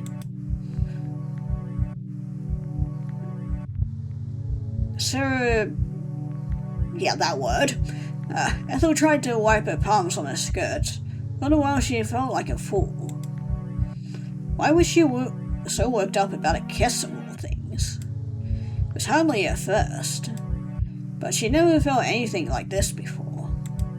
It felt just like a dream. Did she like that then? Girl addressed Ethel directly, her eyes boring into Ethel as if Ethel were prey and the girl the predator. Wasn't too much for you, was it? Ethel didn't know. I think it seemed like too much in that moment. Even existing seemed a difficult art, especially when her breathing was so very laboured. Felt like she had been back in secondary school, lagging behind her classmate in the middle of cross country. Her heart wouldn't stop hammering. Girl's affection had been far too cloying as she poured it into Ethel's mouth. Kisses sweet like molasses, like candy floss, like cherry pie. All too much. It was overwhelming. But by the same token, it wasn't enough. Ethel wanted more of the girl. More of her fingers in her hand and mouth against her own. Maybe the girl could see this, though Ethel was too ashamed to say it because she giggled. Good girl. I'm glad you warmed up to me so much. I do wish you'd say a little more, though, to put me at ease. But that's alright. Girl spoke softly, pressing Ethel's damp lower lips with her index finger as she did. We don't need to talk. Not when we're together. I'm not interested in hearing more about your awful parents and your obnoxious brothers. There's plenty I can learn about you just from kissing you. One is that you make it rather informative, and so is the way you shudder against me. So utterly adorable. I have no idea why your girlfriend dumped you. She must have had an awful taste. Huh? Groggily, Ethel blinked, as though awakening from the dream. Wait. How do you know about my girlfriend? I never said about girlfriend, or the fact that she broke up with me. Eyelids felt awfully heavy, though they'd been weighed down with lead, but she was still able to pick out the girl's features in the dark, face slimming centimeters away from her own. Was that about a girlfriend? Or ex-girlfriend, rather? Ethel told the girl about Clementine. Couldn't remember doing that. She couldn't remember much of anything other than hands and teeth, lips and tongues, grasping fingers and soft breathy sighs. Those were all a jumble. Shh, it's alright. I know she hurt you, but you don't need to think about her now. You don't need to think about anything. All you need to do is focus on me. Not cruel, not like her. I won't abandon you. I like you. The girl went in, her lips parted, red lips like cherries, which were a little slick from Ethel's saliva. She was so close. Ethel could feel herself inhaling the air that the girl exhaled, taking in her breath and stripping it of oxygen. Ethel was reminded of the girl, as the girl caressed her, of the snakeless snake which ate its own tail. What was it called? Ethel had known it once, but she couldn't remember. And I'm going to keep on liking you. Had the girl's eyes always been so dark? No matter what, that's just the sort of person I am. It was with a light giggle, one which sounded oddly eerie, that the girl leant in anew, claiming Ethel's lips with her own. Ethel grasped at the kiss, though it wasn't at this point a surprise. She had expected it. Girl had kissed her an innumerable amount of times, after all. That night, so much so Ethel couldn't keep count of it. Ethel found herself squirming, however, a new volley of intense kisses. Ethel felt the girl's teeth nip at her lower lip. To assist to be truly teasing, the fingers of her right hand cupped her cheek. Fingers of the girl's left hand, meanwhile, was seen injured with a newfound restlessness, and began to roam, slipping beneath the hem of Ethel's sensible sweater, and then, oh great, we're going down this route, okay, not sure how much I'm gonna have to blur. Ethel shuddered, nerve endings aflame. Girl's palm pressed against her newly bared skin. Girl's touch was cold enough to be glacial. Felt like icy needles were being inserted beneath the skin. Sharp, pointed needles drove the air clean from Ethel's body. The further the kiss progressed, the greater Ethel's deterioration became. Eyelids flickered, though she had her eyes opened. Girl was so close Ethel couldn't see very much of her. Darker than night, the girl seemed an anamorphous being made of teeming shadows, something which wasn't wholly human. Ethel whimpered helplessly against the girl's mouth, her whole body aflame. Uncomfortable sort of dread had begun to crawl up Ethel's spine. It was cold and creeping and left her paralyzed, completely incapable of moving. Yeah, know about the whole poison thing? I think it's not mushrooms or fungus, but more of a poison. Because when you become poisoned, you do become slightly paralyzed and whatnot. For a few moments, Ethel could only sit there, accepting the girl's kisses, but no longer reciprocating them. The girl's tongue felt a thick, heavy sort of thing in her mouth, like a slab of leather. Ethel was filled with a sudden desire to bite down upon it. Her shoulders shook. She didn't want this. It was all happening too quickly. The girl's fingers roamed higher, still beneath Ethel's shirt. Ethel jolted. Eyes widened. Then she shifted back, breaking the kiss with such suddenness it seemed almost akin to violence. I'm sorry, I don't want to be rude, it's just, this was all so sudden. Oh? Go examined Ethel, head cocked to one side like a curious robin. Her lips curved into a smirk, and her voice slightly amused, she said, "What's this? Don't tell me you're coming over all shy." No, it's just... I looked away from the girl, nearly incapable of meeting her great gaze. Who was she, anyway? Ethel still didn't know her name. Could have been a Serica for all Ethel knew. A shadowy stranger who seduced hapless young girls. Not that Ethel was so young, not anymore. Then led them to their deaths. Well, maybe. Seemed a bit of a far-fetched assumption, but the girl had been singing when Ethel had first seen her. Was that something that sirens did in the great myths of old? I mean, sirens usually live in the sea, right? Not a forest. Sirens were beautiful women with long curly hair and glistening tails who perched upon their rocks calling out to passing sailors. They drowned more than a few hapless men that way, using their boats to pulp driftwood on the pointed, impersonal rocks. Ethel herself was no sailor, but she felt as though she was drowning. Lungs might very well have been full of fetid, muddied water. The longer she sat with the girl, the more intense this feeling became. Ethel pressed her fingers against her lips. They were tingling, fingers and her lips both. Bleach lips. Her brow, meanwhile, felt cold and clammy. No.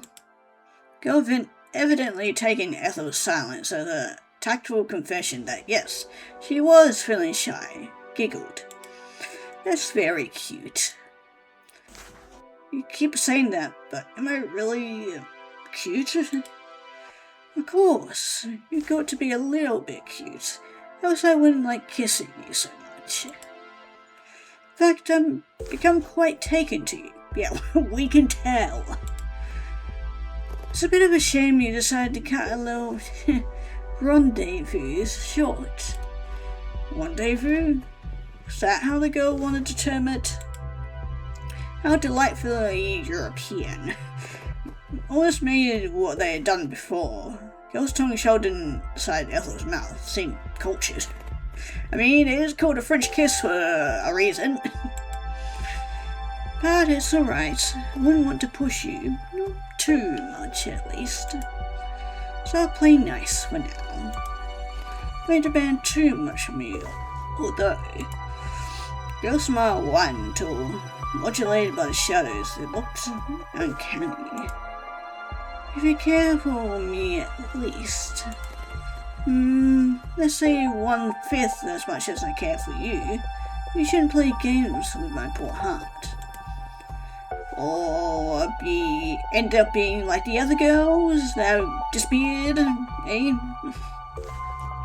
Blowing hot and cold will only keep my interest for so long. We won't have much time together. Not after today. I wouldn't want you to wind up missing me too much. It's a shame if you never got to say everything you want to say, or do everything you want to do. The other girl raised her eyebrows suggestively, a manner which didn't seem quite in touch with her heart-shaped face. So, you might as well make the most of things, or at least try to. Don't they say it's better to regret the things you've done than things you've not done? It was a saying Ethel was familiar with, but she didn't hold much stock to it. There were a lot of things she had done during her short life that she wished, in retrospect, she hadn't. She wished she had plucked up the courage to hold Clementine's hand for the very first time, and they had both gone to the cinema to watch some mindless superhero movie. She wished that she hadn't had the wild idea of asking Clementine out on a date, once the film had ended and the credits had started rolling. And she wished that Clementine, giggling, hadn't said, "What's this? I thought we were already on a date." If a relationship had never begun between the pair of them, then Ethel never would have known how much it hurt when a relationship fell apart, one that you cared about. She regretted that rather a lot.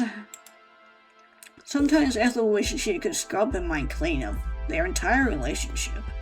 All the late-night texting, the trips to the movies, the sleepovers in Clementine's dorm room, which had been bigger than Ethel's. But maybe some good had come out of that short-lived relationship after all. For a few months at least, Ethel had been really, truly happy. When she had been with Clementine's girlfriend, she hadn't felt at all lonely.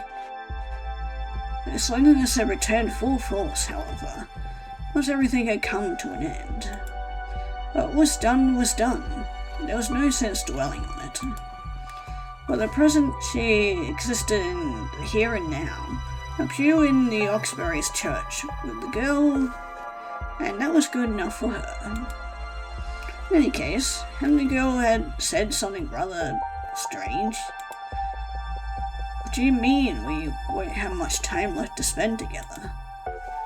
Exactly what I said. Parents will be coming to pick me up soon. Tomorrow's my last full day here. I'll be gone Monday morning.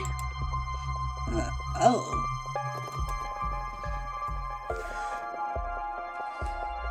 Ethel hadn't expected that, though why she hadn't expected it, she was unsure.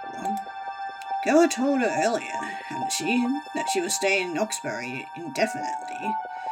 She was just visiting. She made it quite apparent that she couldn't wait to be rid of the place, a sentiment Ethel shared. Could have escaped Oxbury, she would have. Felt oppressive. It did seem awfully sudden, though, that the girl had announced her departure now, so soon after they'd met. Ethel had only known the girl for 2 days, or nights rather. Rather, they'd barely had a chance to talk. Hell, they'd barely had a chance to speak. The girl had been so aggressive when it came to kissing her. Very little in the way of actual conversation had passed between them during the last 15 minutes. All this activity is making me tired. Now it seemed unlikely that Ethel would ever see the girl again. There. Though perhaps sensing Ethel's anxiety, let her hand rest atop of Ethel's own. More gently, then said, "We have one more day, at least, to share all our dirty little secrets with one another. Don't worry, this isn't the end. Who knows? Might have been a new beginning." A new what? Ethel was stuck on the girl's words. They were rather corny. The girl leant in. Then the girl pressed her lips against Ethel's cheeks.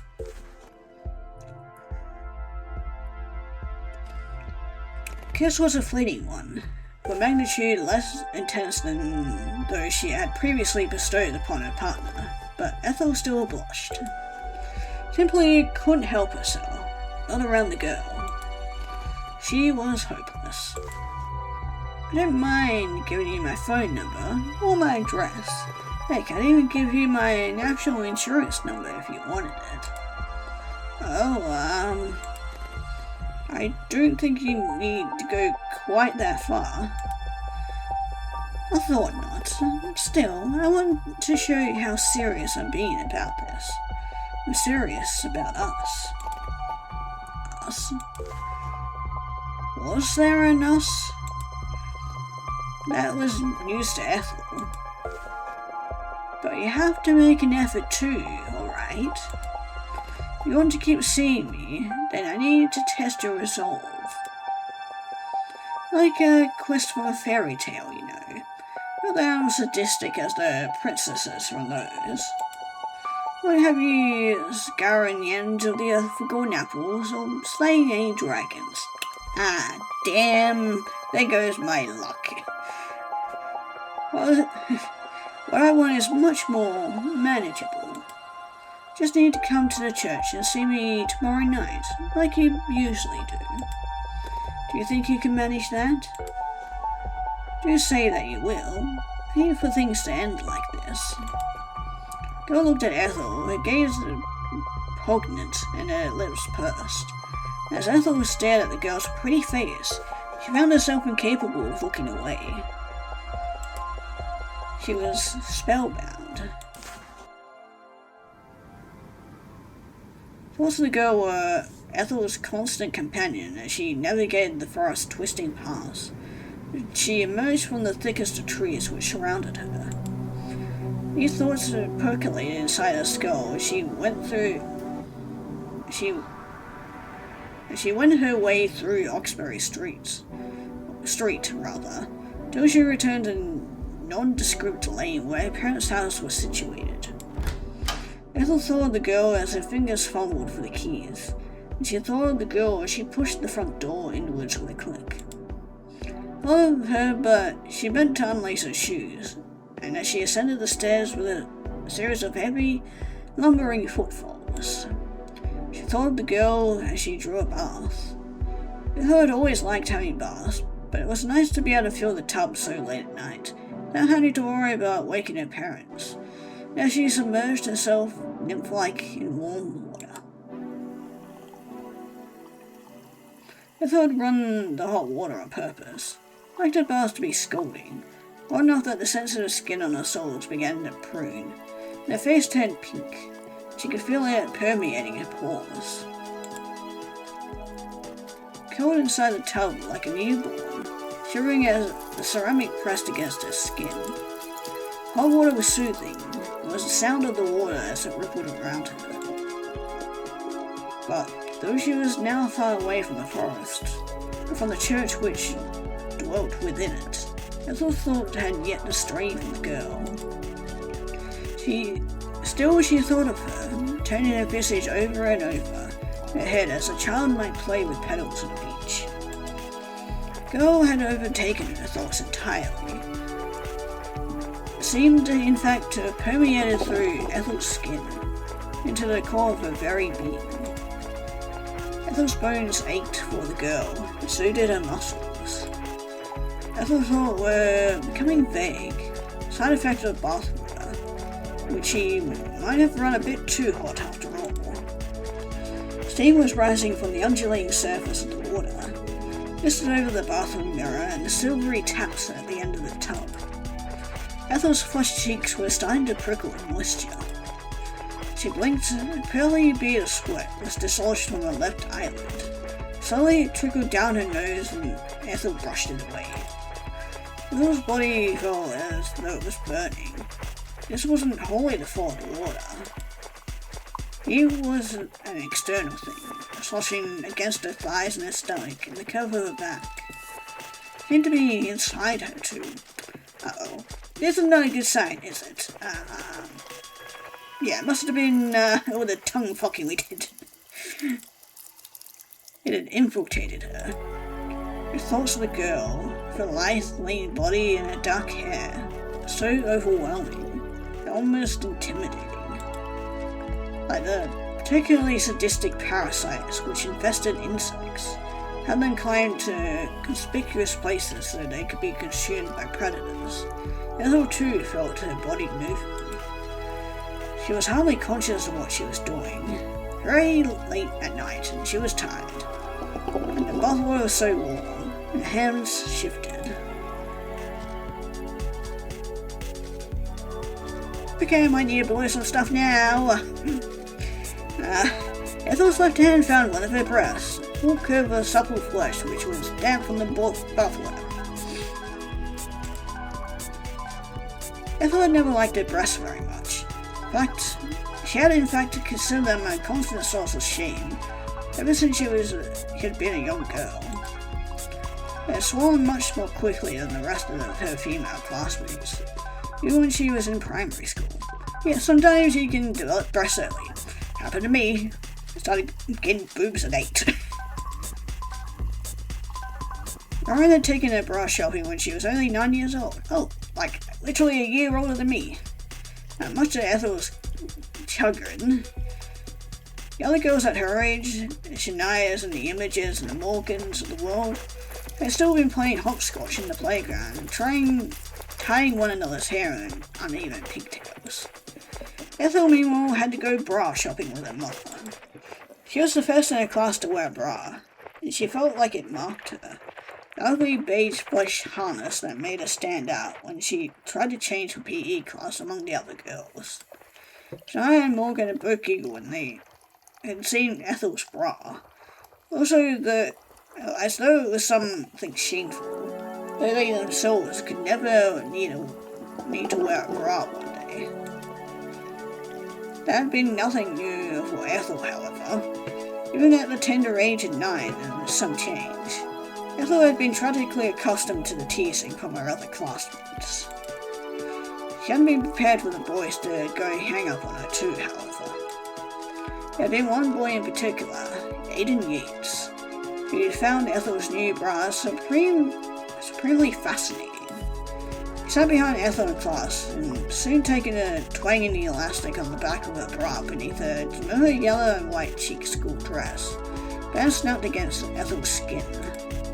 This hurt her, though worse than any physical discomfort had been humiliating. And so very humiliated by this, she hadn't been able to tell Mr. Brown about Aiden.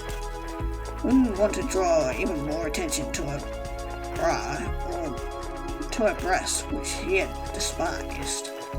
Though had been on the receiving end of jeers and catcalls from men twice her age.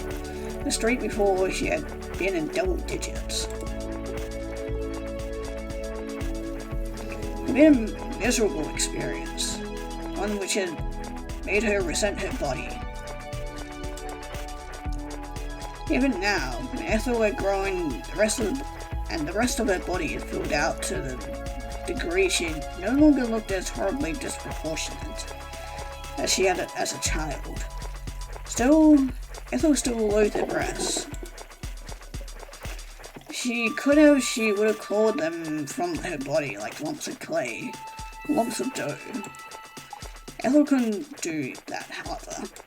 It'd be very painful if you did. All she could do was endure them. That was precisely what Ethel had tried to do. She endured and endured and endured, very much like in the cumbersome cage of flesh she had been trapped in.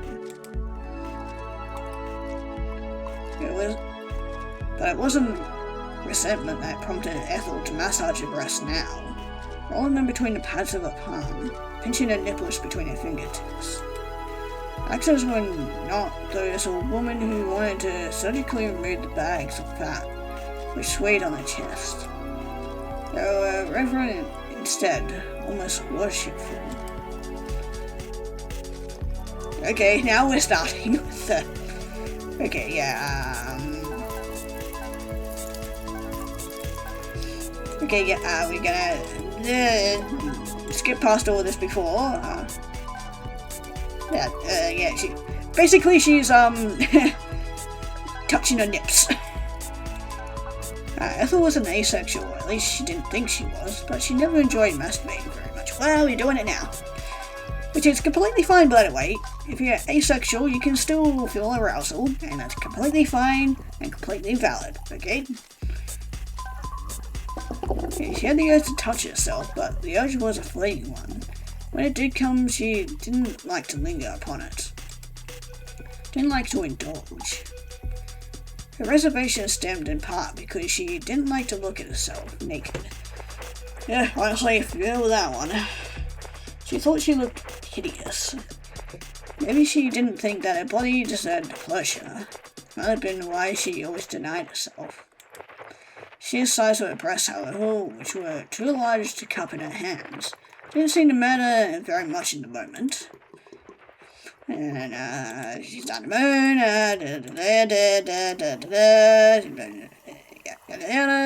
she's already 21, for goodness sake. She didn't learn how to like herself, how could anybody else? Well, you got one now, so even though it might be the death of you. That was what Clementine had said during our last and most explosive argument. Trying to be here for you, Clementine had said, face blotchy with emotion. How can I when you always push me away? Tell you that I like you, but it never sticks. It's like you're determined to hate yourself. How am I supposed to love you when you're always so negative? Such a drag. I've been doing my best, but Ethel didn't want to think about Clementine. Not right now. She would far rather think of the girl. Ex-girlfriend was now a blip of a half-recalled memory on her radar. Ethel soon shut those thoughts down, terminating them with the finality she used to stop herself from dwelling on her thesis. It's better to forget, to drift away inside her own memories, to daydream. Okay, now Amanda's moving towards her legs.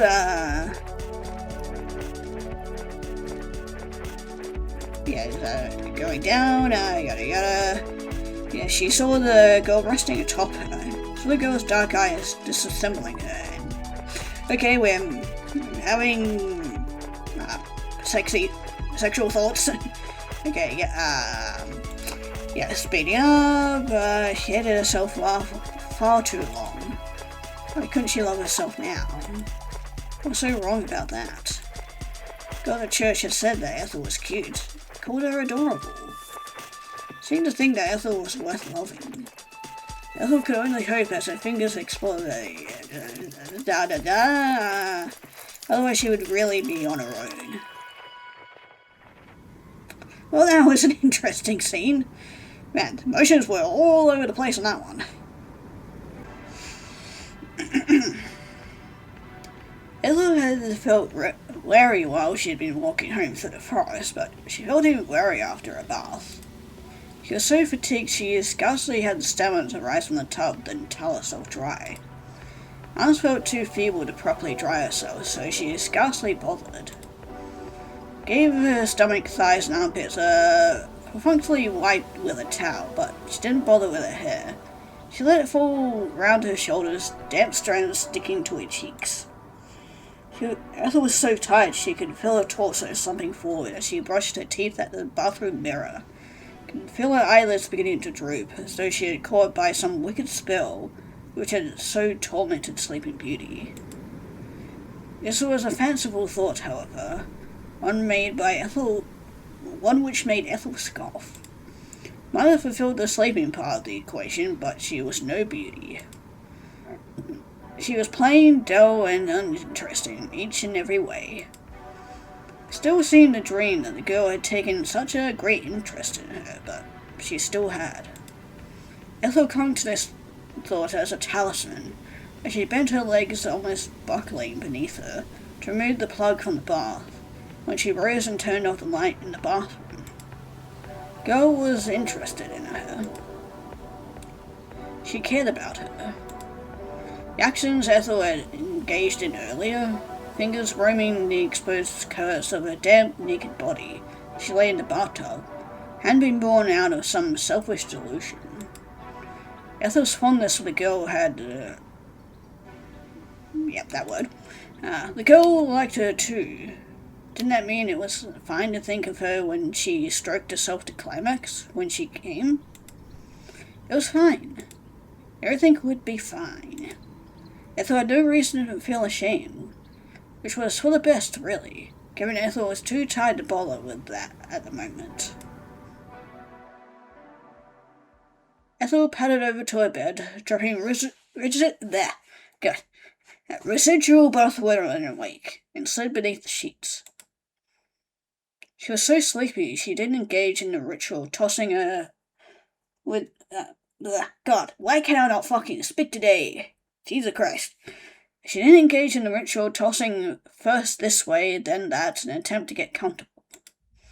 She wasn't comfortable. Her hair was sticking wetly to the nape of her neck. Her pillow. Back was scattered with droplets, which were beginning to freeze. But that was of little consequence to Ethel.